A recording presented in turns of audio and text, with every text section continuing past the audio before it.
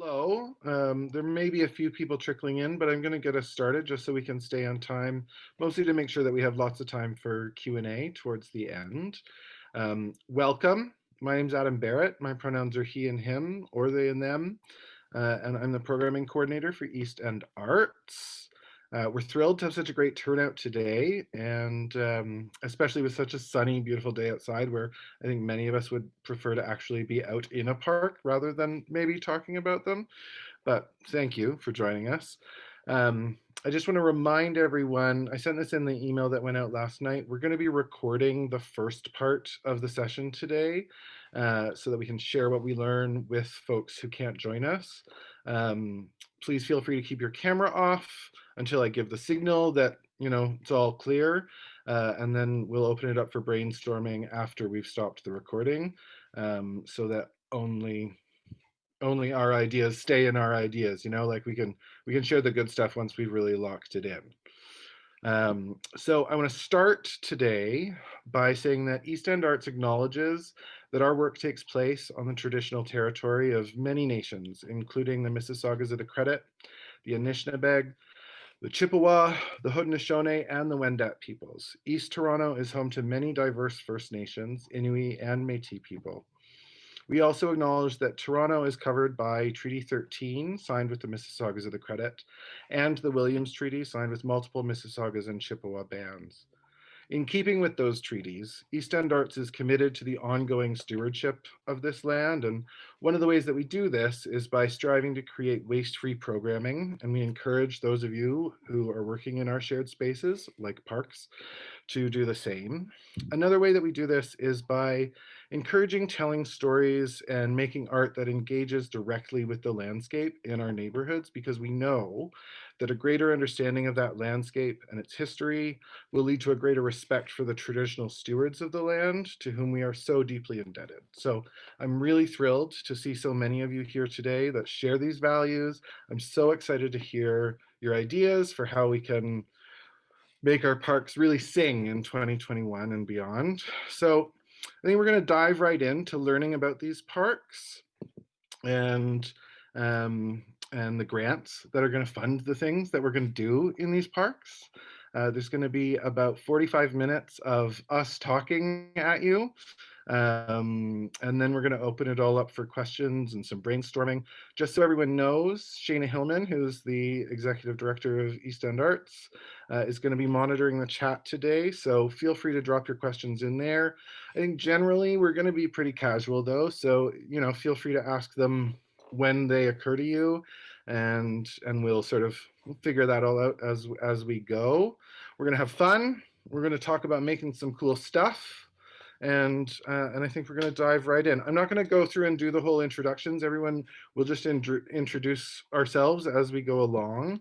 And I think we're going to start with Peter Woodcock, who's joining us from the office of Brad Bradford, our local city councillor for Ward 19, Beaches East York. Peter, how you doing? Hello, hi everybody. Councillor Bradford sends his regrets. Unfortunately, he had a meeting booked at the same time. We tried to rearrange it, but it just didn't happen. So you get the second choice, me instead. So I just wanted to, on behalf of the councillor, let you all know how thrilled he is and our whole office is that this is happening in the East End. He's very keen, like myself, to animate parks because we know that that's, bringing more programming is such a great thing. It makes our green spaces safer and more welcoming for everybody. And we're just really happy to hear what you guys have planned. Thanks. Great, thank you. We're going to sort of do some overview stuff, and we'll loop back to Peter when we start talking specifically about the two parks that we're working in. But thank you for joining us. Next up, I hope all of you have read every single word of the details regarding the Animating Toronto Parks Grant, and in those words you will have seen the name Erika Hennebury, who's here to talk to us from the Toronto Arts Council about the Animating Toronto Parks Grant. Erika, hi. Hi, friends. It's nice to see your faces. Thank you, Adam and Shayna, for hosting Jaclyn and I today. Yeah, we just wanted to share, and Alexandra's here too.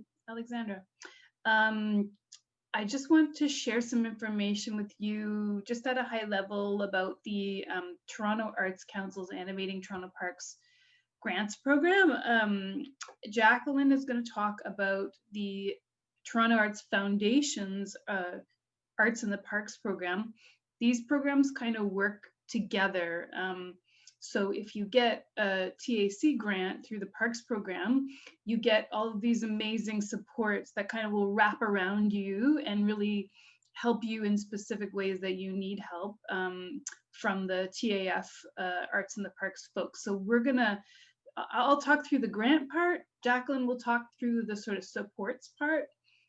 We want to talk a little bit about things that have happened in Parma and Dentonia in the past, just so you get a sense of, what events have come through your neighborhood. And we'll talk a little bit about COVID and some sort of public safety considerations for programming parks. And then, yeah, we just want to hear from you and chat and hear like what questions you have or what you're interested in talking a little bit more about, knowing more about. I guess the one thing I want to say just about TAC in general is that as a program manager, like my role is really just to support artists in putting forward your applications, help you navigate the system if you need any support. And yeah, talk to you, email with you, Zoom with you, whatever you need. Look at your draft application before you put it in. I don't make any decisions about who gets funding. I'm just here to support you. So I just wanted to put that out there at the beginning. I'm gonna share my screen. And I would just want to show you a couple of the slides from our, is this correct? Yeah, that's the right one. Oh yeah, and I wanted to also, I've just got us on our Instagram page right now. I just want to stick in the chat here. How do I find the chat? There it is. This is our Instagram account. On this Instagram account on our IGTV, you can actually find a recording of the full info session that we did on November 4th. If anybody's interested in just watching that, it goes into a lot more detail. I'm just gonna click through some really high level info about the grants program. So the first image that we see on the screen here is from Hercinia Arts, who did a project last year in the parks, actually this past year.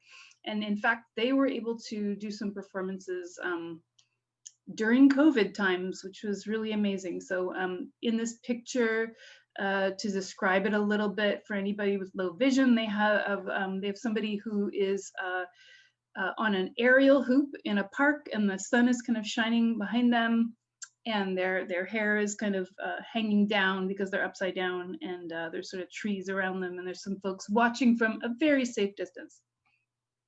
So what is the Animating Toronto Parks Grants program? It's a program by TAC. It offers grants of up to $25,000. So you could come forward with quite a small project or quite a large project. You could come forward with a project that's just one day or that runs for a whole entire year. It's really up to you. As you can see, like there's lots of different scales you could work at. So yeah, up to $25,000. The grant can actually cover up to 100% of the program expenses. So you don't necessarily need to go and get revenue from any other grants or from private donors or anything like that. If you do want to go ahead and do that, you certainly can, but you don't have to. It doesn't necessarily make your application any stronger. So not to worry about that. So Animating Toronto Parks is a strategic program. TAC has two different program categories. We have, our traditional sort of arts discipline grants, operating and project-based grants in all of the disciplines like, visual arts, dance, theater, etc.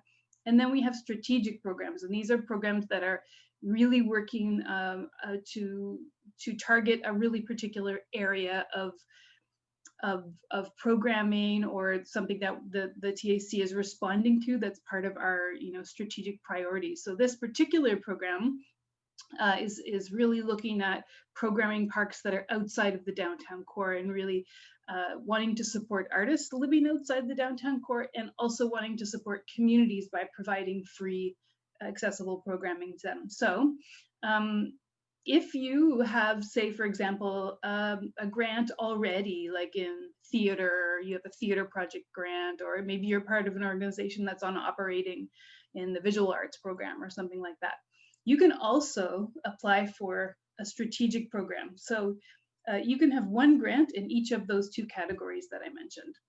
So this program is a partnership with Toronto Arts Foundation, with the City of Toronto Parks, Forestry and Recreation Division, Black Creek Community Farm, Park People, and Rise Edutainment. So everyone who gets an Animating Toronto Parks grant also gets support from Toronto Arts Foundation Arts in the Parks Initiative. I'm not going to talk a lot about this because Jaclyn's going to talk about this, but just to give you a really basic high level, it's an initiative that is in partnership with TAC, Park People, and Rise. It's run by the Toronto Arts Foundation, and it supports free programming that's happening in parks across the whole city, not just in the inner suburbs. You don't have to have a TAC grant to participate in Arts in the Parks. Anybody can participate. Jaclyn will tell you all about this. So how do I apply for an Animating Toronto Parks grant at TAC? The first thing is just to read the program guidelines because they are fairly specific, just to find out, if you're eligible to apply, if the idea that you have is a good fit for what the program is looking for. Another thing you can do is read the descriptions of all the different parks, see what the different park options are, and sort of figure out which parks you might be interested in. Of course, you all may be interested specifically in Parma and Dentonia, because that's what we're probably going to talk a lot about today, but there are lots of other parks on the list. You can come forward with a single park project or a multi-park project. That's whatever you're interested in. It's all quite open. So you need to create an account if you don't already have one in TAC's Smart Simple. That's our online granting program that we use to do the applications. So you'll have to register if you haven't already. And the first thing you need to decide is, like, do you want to register do you want to apply as an individual artist? Do you want to create a collective or apply as a collective you already have going? Or if you're part of an organization, do you want that organization to apply? So figuring that out first, and then you sign up, you get your account sorted out. There's no delay, it's just straight away, you just open it. There's nobody who, there's no sort of approval process, you just have an account now. And then you can see all of the grants that are available for you that are open at the moment. So you'll be able to see right away Animating Toronto Parks. You can click on it, open it up, the application will pop up, and you can see all the different fields that you need to fill out. So just read through the application, make a list of all the things you need to pull together, like artist bios, CVs, support materials, doing some research on what your budgeting might look like, things like that. The next thing you can do is you can talk to the program manager, because we're really, really here for you and to support you.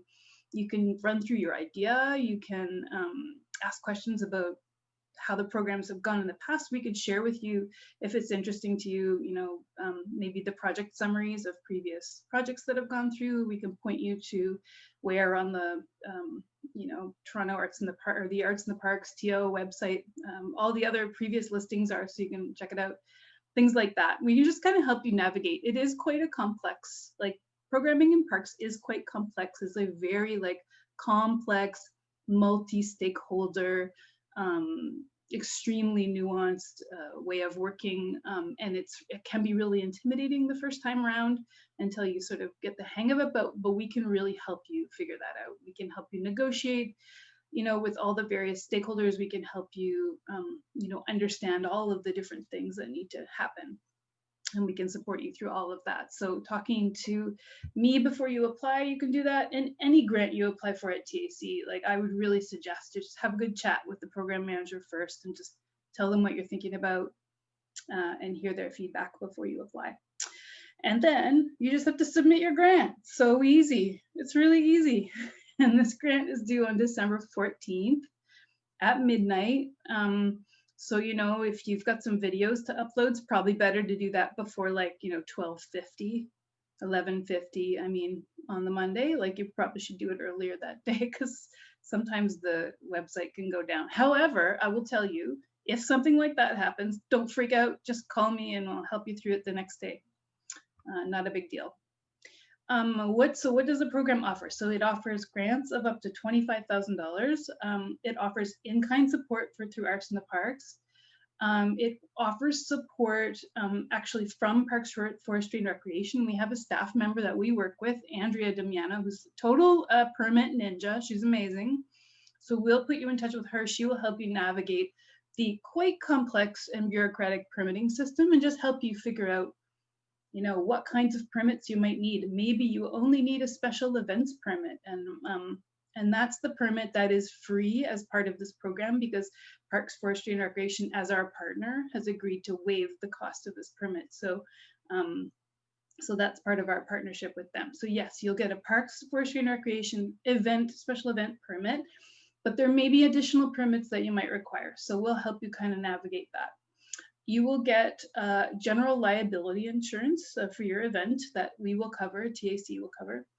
You'll also get support with developing your community outreach and engagement plan and figuring out, you know, all the partnerships and community organizations, important stakeholders to form relationships within the neighborhood that you're working with. And all of that will be support, like aspects of it. A lot of it will be through Toronto Arts Foundation Arts in the Parks program, but some of it will come through park people who work with the park friends groups across the city. Not all of the parks have parks friends groups, but those that do, park people will help support you in creating a relationship with that group and collaborating with them. And then we have Rise Edutainment, who has been doing lots of ancillary programming with communities. So they may collaborate with some of the grants recipients to create some ancillary programming around their work that will come from local communities. So that's been a really great partnership too. Yeah. Then, so yeah, what kind of activities does this program support? So it's free arts programming in the parks that are on the list. And by arts programming, we really mean anything: dance, theater, music, visual arts, community engaged arts, indigenous arts, land work, like anything you can dream up that would be considered an artistic practice, or any interdisciplinary, you know, transdisciplinary practices that combine all of these things. So if you aren't sure, just talk to me and I'll help you figure it out. What does the program not support? Essentially, permanent installations just are not possible as part of the program. They're just far too complicated and create a lot of issues in terms of ownership, maintenance, removal, community participation, like all of these things that we just don't have the capacity for as part of this program. But you may want to do that on your own, and there may be ways we can help you do that. We don't support commercial or for-profit events. So anything that requires a ticket or for the park to be enclosed or essentially, you know, privatized, we don't do that. Costs related to equipment purchase, anything capital, we can't cover through the project grant. Any activities obviously taking place outside of the City of Toronto, this is a municipal arts funder, so yes, we have to stay within the municipality, and only folks that live inside the municipality are eligible to apply. Any ongoing operational organizational costs, such as like staff salaries, not eligible. Who can apply? Professional artists, arts organizations, collectives of professional artists can apply for this program. It is possible if you are a nonprofit organization that is not arts-based, you could apply, but the project would have to include the, you know, participation of professional artists with community members. So it would have to be a community collaboration project. And payment of artist fees would be a requirement, is always a requirement of every grant. Okay, and who is considered a professional artist? I kind of want to go through this because it is quite open and flexible, and there is a lot of flexibility inside of this definition. But loosely, it would be someone who has developed their skills through training and or practice, somebody who's recognized by artists working in the same artistic field, somebody that practices their craft on a regular basis, their art form, seeks payment for their work.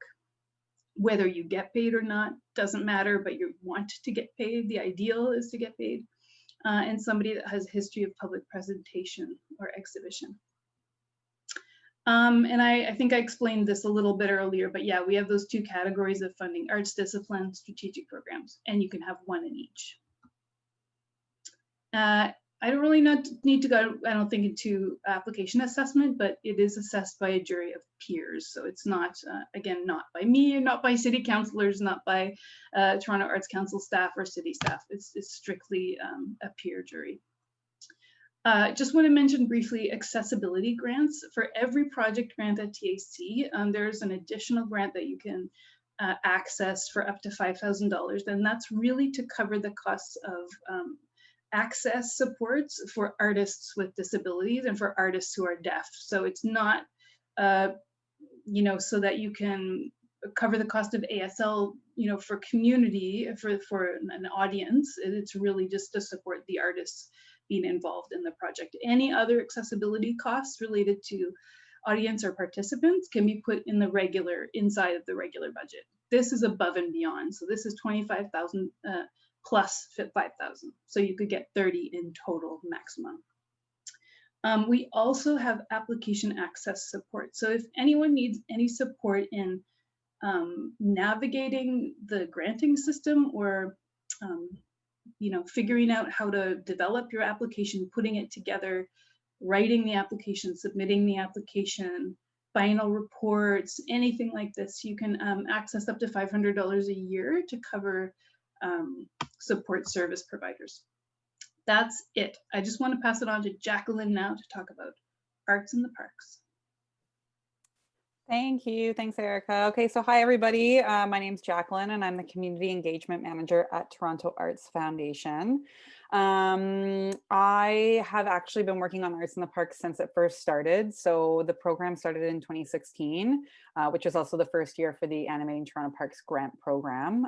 They were developed together and at the same time. So I have a long history of working on this program, and my colleague Alexandra, who is also listening in today, does as well. She was a volunteer in the very first year, moved into you know, an internship role with us, and now works on the program with me. So you're in really good hands working with us. We have a lot of experience working in many different parks and with lots of different artists. I might be a little bit repetitive here on some things that Erika spoke about. I don't have any fancy slides, so instead I'll talk to you a little bit about you know, why the program was developed, and you know, kind of a few statistics on what we've done, and then go a little bit more in depth about some of those kind of supports that Erika has mentioned, you know, that we provide. So I guess in 2015, you know, both the council and the foundation were working towards some new strategic initiatives, and it also so happened that Mayor John Tory was elected, and was looking for, each year the foundation has quite a large fundraising event in which you know, is in the name of the mayor, and Mayor Tory was really keen on the funds that were going to be raised through this event to be there to serve not just artists but the public, and to be something very public facing. And so Arts in the Parks was born, and it was really important to us, and as Erika has mentioned, is that, you know, we see a lot of activity and events happening in downtown parks, but we don't see quite the same number happening outside the downtown core. And so that was a bit of a a bit of a stipulation. That was the idea behind this program. And so in 2016 we started. Honestly, I think we had about 24 or so artists or arts organizations that received the grant. We probably only went to about 30 parks or so, and I think only maybe really had like maybe 40 events. But now, since 2016, and not including this year, which we're still rolling up the final kind of counts, but we've had over 1,000 events that we've supported in 77 different parks. And over 500,000 people have been able to participate or be audience members as part of this. We've grown our volunteer database to, over 300 different volunteers that have, spent time in parks with us, who have almost contributed about 3,000 hours. And so it really has grown from such a small kind of tiny seed into something very, quite large scale. And I think it's really important just to say that, this project means a lot to the city and in particular in Meritori. He comes to every launch event that we have each year to show his support. And so it's really something that we feel quite proud of. And we hope that, if you're part of this program, you do too. To take a bit of a step back, what Erika mentioned is true, that whether or not you get a grant through the Animating Toronto Parks Grant program, if you decide, that you're going to find funds elsewhere, maybe through a different, discipline grant, and you still want to do something in a public space, and I think that this is going to be quite key for next year as we see the continued impacts of COVID-19. We are happy at the foundation to support you with some of these in-kind supports where we can, so you don't have to get an Animating Toronto Parks grant to be part of the Arts in the Parks greater umbrella program. Our only what we need the event to be is free, family friendly, in a park in Toronto. That's what it counts. And we are, looking a little bit and, kind of on a case-by-case basis, even looking at things like civic squares that have green space adjoining them, and how do we help those projects as well. And I think certainly next year, this case-by-case basis will even grow, like I said, as a result of what's happening right now. In terms of the supports that Erika has talked about, I would say that there's kind of 4 major places or key areas that the foundation supports artists and arts organizations and collectives with.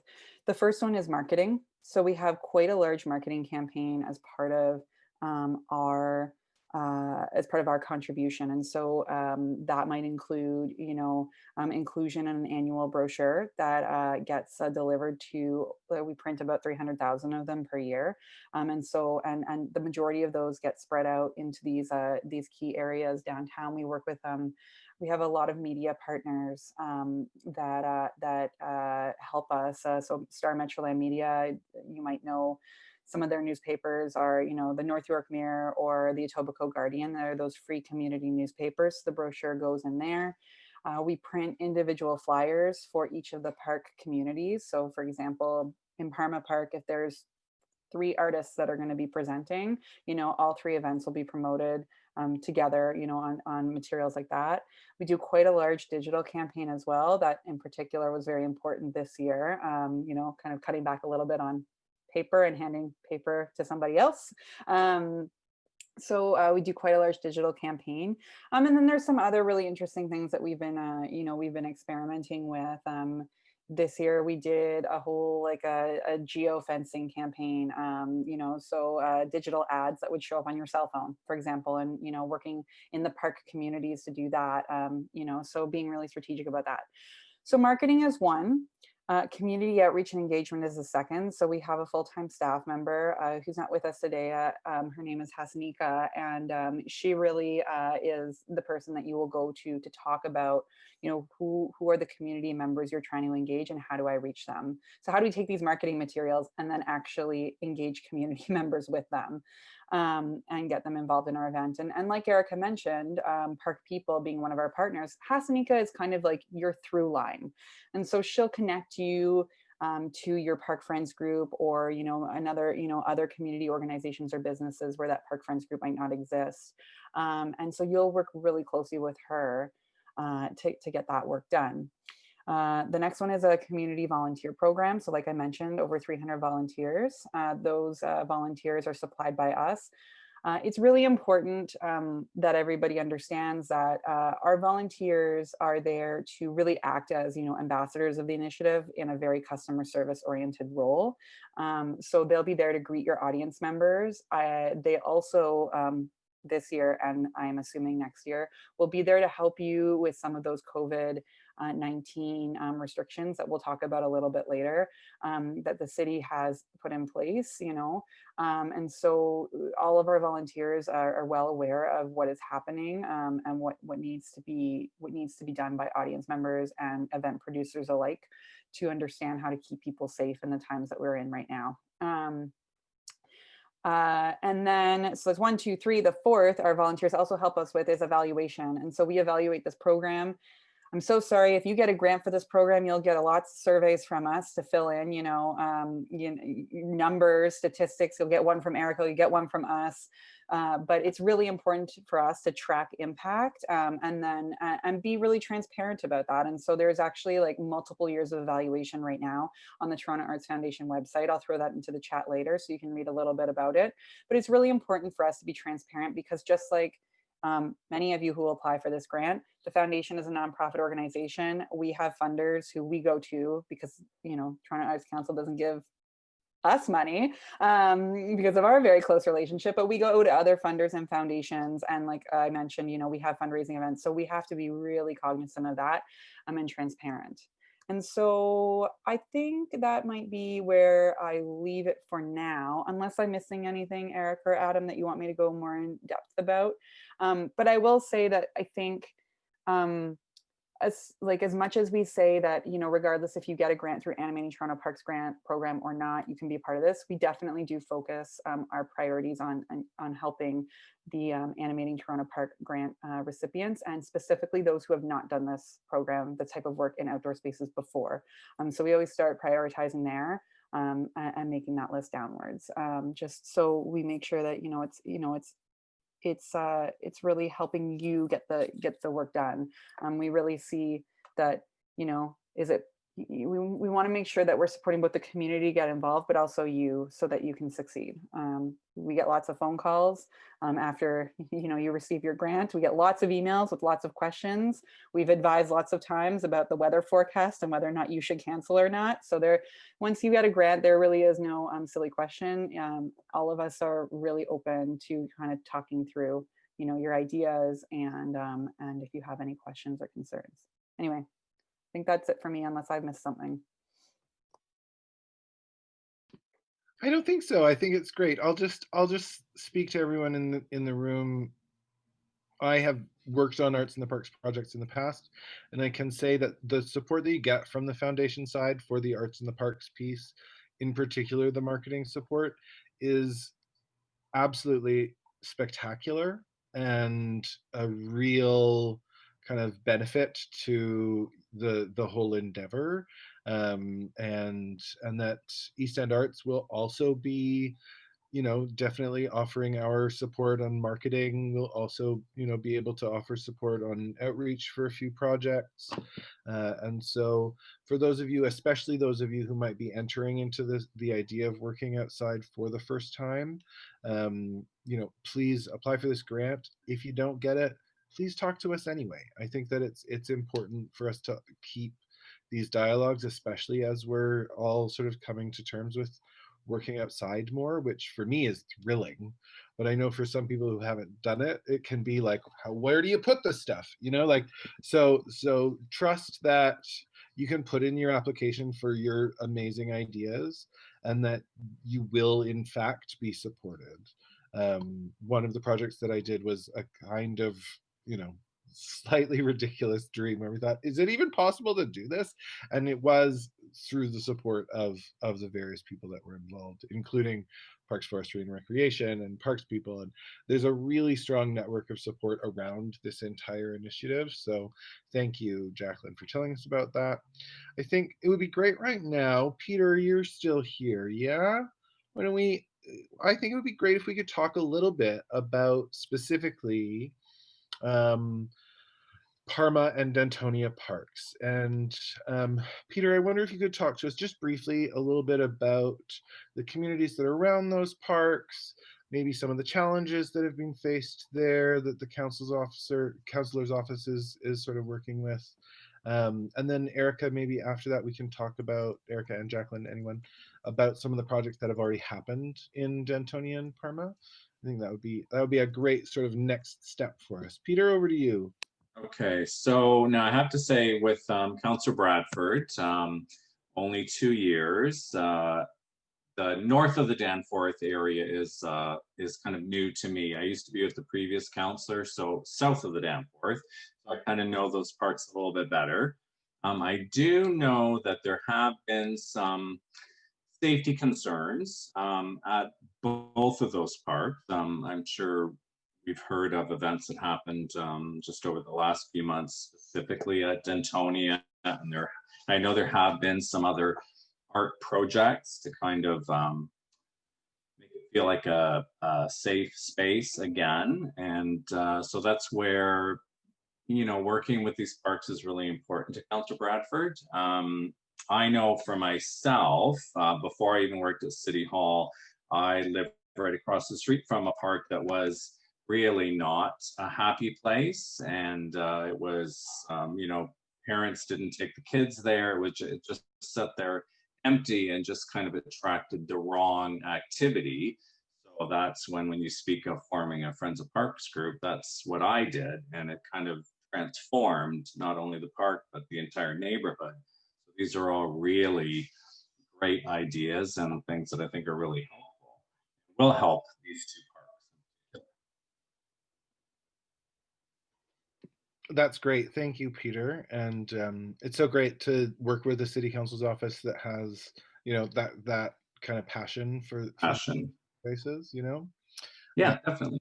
Yeah, and I think one of the things that's exciting is, this is a really new program, and so exploring some of these parks, especially the ones that are north of the Danforth and eligible for funding for animation, is going to be a really great way for us to work on, bringing some positive change to our neighborhoods. And so I think that's great. Erika, maybe. Yeah. Oh, I was just going to jump in and just kind of talk a little bit about to comment on what you said there, Peter, about, safety and safety concerns. And this will kind of, I think, lead into what you were going to ask Erika to do to describe some of the past projects. So one of the parks on the list that we're talking about today, Parma Park, did not come onto the list. So the program started in 2016. They were added in the list in 2017. And we in 2017 specifically in that neighborhood, there was a lot of violence in the neighborhood that really rocked that neighborhood. And I think it's a really important here to mention that, our relationships with our park friends groups and with park people really helps service us and the artists that are part of this program by offering a lot of community perspective on what we should do when these kinds of acts of violence happen in the community. Some communities might not feel safe to go outside. Some communities might say, actually, it's really important for us to rally and to actually show that it is safe to be outside and to take back the space. And so in 2017, that there was an incident or a series of incidents near Parma Park. And on the advice of the community, we actually ended up having to cancel that program. Now, something very beautiful that happened was a year later, the same arts group got a grant to return to that park, and we're committed to coming back, and we're committed to trying to build something again in that space. And I have to say that while it was a very small audience, there was still a lot of hesitancy that people were going to come out. And so even though, you know, I think maybe 30 people might have come out, it was the community members that did were kind of blown away that people came outside. And so we've continued to, you know, develop a relationship there, to start to build trust, and you know, the idea that we're going to have you know, safe events, and that we're going to prioritize safety and, you know, those community concerns. You know, our contact, there's Toronto Community Housing Building, right near that, right basically on the park property, you know, was just astounded to, you know, have community members out watching Shakespeare in their park. And I think that a lot of beautiful magic can happen. And so I totally hear what you're saying, Peter. And it's not lost on us that some of these communities do from time to time experience some challenges. And I just want to reassure everybody here that the reason that we're so deeply involved with park people is to have that kind of community voice at the table when things like this happen. So maybe I'll then hand that off to Erika to talk a little bit about some of the other projects that have happened in Parma and Dentonia. Sure. Dentonia has been on the list of the program since the very beginning, and there have been like several events that have happened there. There's definitely been some challenges with some limitations that were, I think, put forward by the park supervisor on what areas are allowed to be programmed or what areas we're allowed to sort of be in. That has created a bit of a challenge for sure, and quite limiting you know, the number of people allowed in the park. So requiring the events to be quite small, limiting things like amplification, like creating a number of limitations that strictly narrows the types of events that could even take place in the park. So that's definitely been a challenge for Dentonia, and like Jaclyn said, obviously the challenge for Parma that she's talked a lot about. So yeah, two very different parks, very different contexts, very different histories, challenging in different ways. And I think one of the interesting things I think about Dentonia as part of this program is that beautiful field house. It's so amazing, but it's so highly programmed in the summer months. And I don't know what's going to happen in the summer, because it's unlikely there'll be a lot of programming happening inside the field house because of COVID restrictions. I don't know like what that's going to mean for artists using Dentonia, whether you may have increased access to that field house, but certainly beyond the summer months, which now this is the one big change to the program from last year, is that usually what we've done in previous years was to focus the work in the summer months. So it would be normally June, July, August into September. But now we've changed that because, well, a lot of really good reasons. We should have probably thought about it from the beginning, but and that's just that we really want our parks. We live in Canada. We really want our parks to be 4-season parks. There's no reason we should only be using our parks in the summer. It's absurd. So we should be out in our parks and programming them year round. And we really want to help facilitate that by making it easier for folks to be out in their parks and be working and performing and creating installations and doing all those things. So now when you apply for a grant, you'll get your grant and you'll have 2 years to complete your project, and you can do that any time of year. There'll be different challenges that you might need to think about and plan for depending on what park you're in, what time of year it might be. We're really hoping to have some flexibility from Parks, Forestry and Recreation around bathrooms. I know that some city councilors have been really looking into this, trying to have bathrooms open year round, and we know there are a lot of financial challenges around doing that because many of the bathroom facilities are in small field houses that are not winterized and do not have winter heating. And so the danger is, of course, if you're shutting the water, if you're leaving the water on in the winter, the potential for pipes to burst, etc. So anyway, just some of the things that are going to come into play, and you're going to find once you get into this program, which you all will, that you're going to be thinking about bathrooms all the time. Bathrooms and permitting. It's just how it is. Jaclyn and I talk about bathrooms so much more than two normal human beings should ever do that. But yeah, bathrooms are a huge issue for accessibility purposes, for taking great care of your artists that you're collaborating with, and for like being a really good host to your community, right? So bathrooms are a huge hospitality issue and a huge hosting issue. So yeah, so Dentonia, yeah, I think a dedicated location where the location can be of the activities. I'm hoping that we'll see some flexibility in the coming years around this kind of stuff, but we will try and help you navigate what you want to do around the sort of strict limitations that we've been given. Parma does not have a bathroom. I'm right about that. Am I right about that? Okay, yeah. So some of the activities that have happened have been like, a few of them have been part of sort of like multi-park activities, like Nagata Shachu, a Japanese drumming and music group, have done a series of tours. So they'll take their performances and they'll just tour a whole bunch of different parks, and it's really amazing because they just like draw up such a huge crowd. And of course that's not ideal at the moment, but like they've been really amazing. And so Parma, they've worked in there.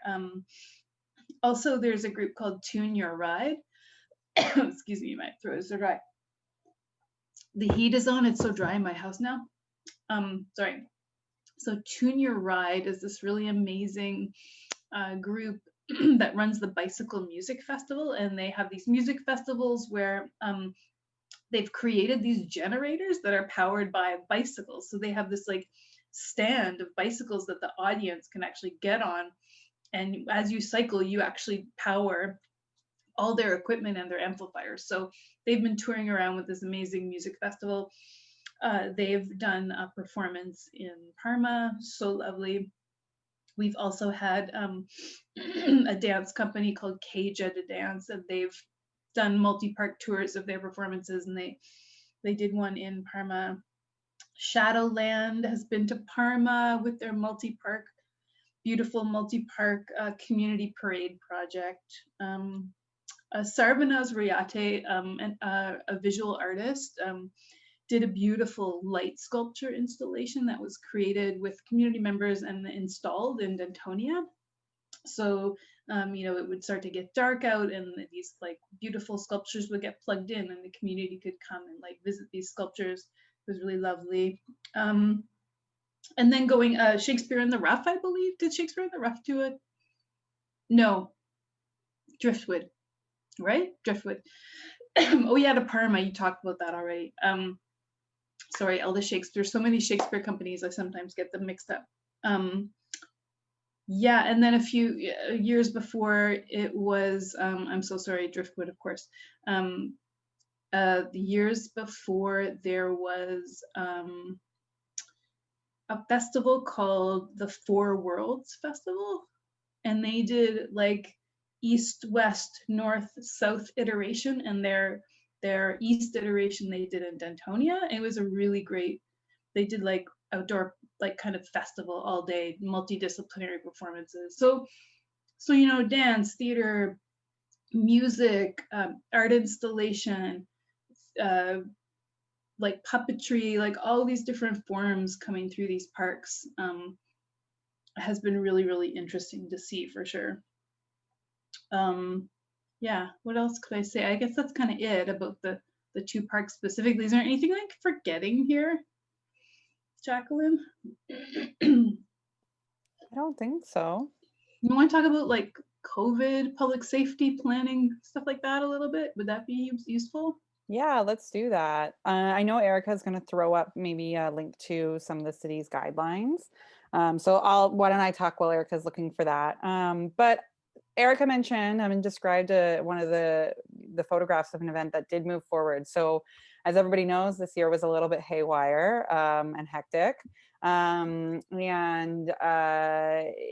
want to talk a little bit about what happened when we were allowed to go back into the parks, and we were able to gather in the parks, because our belief is that next year, as much as things are, the numbers are going up right now and we're feeling a little bit nervous about that, right now outdoor performances are still permitted. And so we're really confident that next year we're going to be able to, might have some gathering size restrictions, but we're very confident that we're going to be able to move forward in outdoor spaces for most of the summertime, if not all. And so that's how we're planning on our end for this. So let's talk a little bit about what happened and what we had to do. So a couple of events were reimagined. Typically we work, with park people and our marketing materials to try and get as many people as possible to our event. And with gathering size limitations, you have to kind of rethink, like, how are you going to do that? The city strongly, for performance events and for parks, forestry, and recreation, strongly recommends a couple of things, and some things are definitely mandatory. So what will happen that's a little bit different is that in addition to filling out your park permit application, once you've gotten this grant and everything's great and you're so excited, the city will also now send you a checklist, and it's basically a COVID-19 planning checklist. How are you going to, it's very straightforward, but how are you going to plan for this? And in addition to that, it is now mandatory to have a site visit with your park supervisor so you can walk through the site and what is going to be happening and where. So some things that are, you need to be thinking about are a delineation of the event space. Now, we're not talking about fencing. We're not talking about, sticking a bunch of things into the ground. Delineating a park space can simply mean putting rope down, putting a ribbon or something. The way that you see, for example, beer gardens set up, planters with a bit of a, like a rope kind of running in between each of them. That is a delineation of the space. And the reason for that is because, like many of, indoor spaces, you need to have an identified exit and entrance for traffic to walk through. Your space must be able to accommodate the total amount of people that are permitted to gather with safe social distancing. What you do not need to do, but you artists are brilliant and probably will do it anyways, you do not need to figure out how am I going to make sure that everybody is physically distancing within this space. You do not need to enforce the physical distancing. It's your responsibility to provide a space that audience members, participants can physically distance in by this, from the city's perspective. So we saw those, lots of people saw the circles in Trinity Bellwoods Park. You don't need to do that, but you can. And, certainly I think it would only add to heighten the safety of your event. Masks in outdoor spaces are not mandatory. You do not need to be providing masks to every audience member that walks through, but you can. Other things to think about in terms of COVID-19, a big one is pre-registration of audience members or participants at your event. So the city is really recommending that you have some way of kind of identifying in advance, how many people are coming. Again, I'm fairly certain that this isn't mandatory. You can read the guidelines to double check, but I'm fairly certain that this isn't mandatory, but strongly encouraged. Should anything happen, you have contact tracing built in right there. But also, thinking about when people are coming to your event, having somebody who's going to collect contact information. So artists this year, for example, had Eventbrite links so that people could pre-register for a free ticket to come to your event. To come to an event. And then thinking a bit strategically, like, there might be people who wander up. So not saying we're going to have, if the maximum gathering limit is 100 people, you're going to have 100 free tickets on Eventbrite. No, let's, think about that. What happens if, there's a family who's walking by and stops and wants to sit down and watch, right? So thinking a little bit strategically about how you're going to do that. I should say that the numbers for gathering in outdoor spaces for performing arts events, the last I checked, unless it has changed because things are changing every 24 hours, that, the gathering limits do not apply to volunteers, staff, performers working the event. It's just those audience. So if the gathering limit is 100, audiences are 100 plus your staff, volunteers, etc. The other big one, and this applies to all you musicians, and it comes down to instruments, woodwinds, anything where, you know, you're blowing into the instrument, you do, even in an outdoor space, need to have a barrier between the performers and the audience, even in an outdoor space. So that those plexiglass barriers, etc. So you have to be thinking about that as well. That'll be an added cost to your project should those restrictions be in place next year. There's some other things that a lot of groups have been thinking about that talk to us about it. You know, if you have a gathering size of only, or a gathering limit of only 50 people, let's say, how can we make bigger impact? Well, think about maybe having time slots in which the performance, you know, happens over, you know, the same performance happens over the entire afternoon, but restarts every 2 hours or whatever, right? So there is a way where you can have more audience members come in. It's a maximum at any given time. Some people thought about, doing different areas within a park, right? So like one area is, you know, for 100 people over here, one area is for 200 people over there, or 100 people over there. And then, you know, in 45 minutes, things switch. So there's a lot to do. The city, just like we all are, is, you know, especially in the Parks Department, still figuring things out. But we did have some events move forward. We had a lot of great events where they happened in a park space near high-rise buildings, and you know, it was promoted as a balcony concert so that you could come down and or you could come out on your balcony and you could witness what was happening. And I think, you know, we have workshops that happened, we have performances that happened, and so it definitely is possible. And the Arts in the Parks team is really here to help you talk through these things, especially next year. So we had a lot of meetings, a lot of phone calls, even recurring phone calls with the same groups over and over again as things change, as they talk through things. So we're here to help and to help you navigate, you know, the changing restrictions. We all have our eyes on it at both the council and the foundation. So is that helpful? We have a question from chat, and it's around COVID, and it's asking, what about singing? And what if we were trying to get participants to sing? So, you know, when we get people to sing along, is there a social distance for that, or the barrier issue? Ooh, good question. And I don't know the answer to this question. Does Erika know the answer? I do not. And I think like one thing that I do know is that things will be different than whatever we're talking about today. So like, I know for sure that this kind of work right now just requires like an incredible amount of flexibility and patience and communication. And I know that doesn't help answer your question, Tim, but like we can also take that question to the city and just really ask them directly. Like they have a whole team that's working on this. And so if you want to just email us, that'd be great. Like if you could email Jaclyn and I, because we can, I think that's a really important question and one that I'm sure a lot of people have. And yeah, like if there's any way we can kind of put together a toolkit or an FAQ or something.